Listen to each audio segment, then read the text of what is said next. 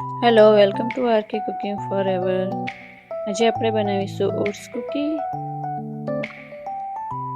જેમાં આપણે oats, banana, cinnamon powder, cranberry dry, maple syrup,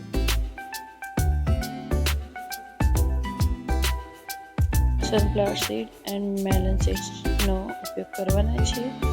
હવે મેં બનાના મેશ કરી લીધા છે. we're gonna put some maple syrup inside. Banana mesh કરીને અંદર મેપલ સિરપ એડ કર્યું છે, પછી ઓટ્સ એડ કર્યા છે, ડ્રાય ક્રેનબેરી એડ કરી છે, sunflower seeds, melon seeds, cinnamon powder અને આ બધું અંદર મિક્સ કરી દેવાનું છે. We have to mix together everything and we have to use this ice cream scoop to spread the mixture on the baking tray.